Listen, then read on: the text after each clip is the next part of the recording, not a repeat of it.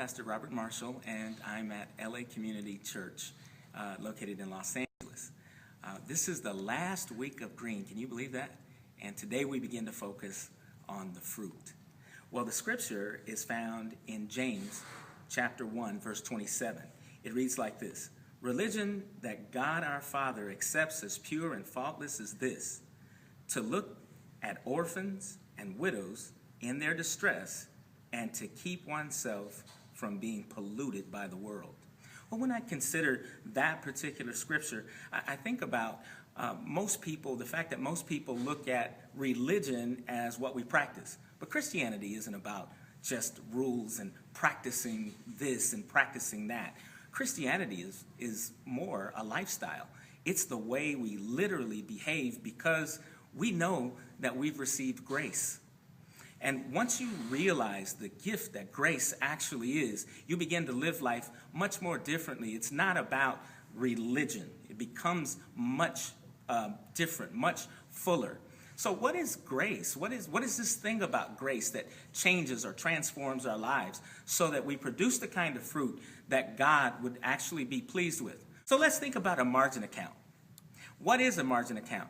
Well, if you have investments, you put a little bit of money into a margin account and your investment company actually brings in another part of that, another half of it. So if you put in $10,000, your margin account is $20,000. And in the spiritual terms, it's like this. God already has accounted for the fact that you're going to sin. He's accounted for the fact that you're going to fall short.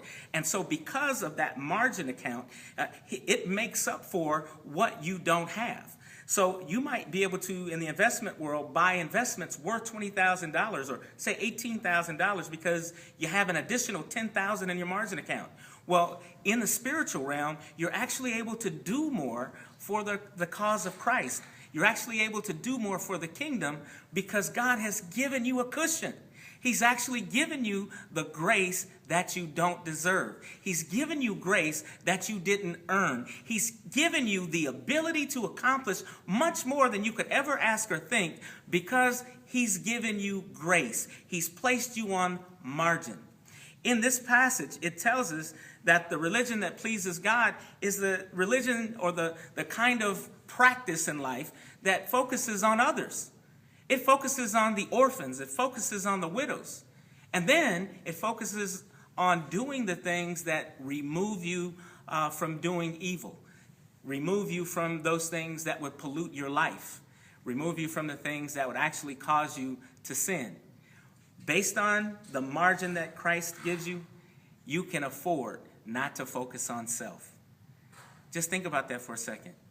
That's fruit in and of itself. If we could ever get over self, we would then be able to see a whole new world that's much bigger than you and I. A world that Christ actually needs us in order to enlarge his kingdom. So let's practice this scripture that tells us the religion that our Father accepts as pure and faultless is this: to look after orphans and widows in their distress and to keep ourselves from being polluted by the world. God bless you and keep you.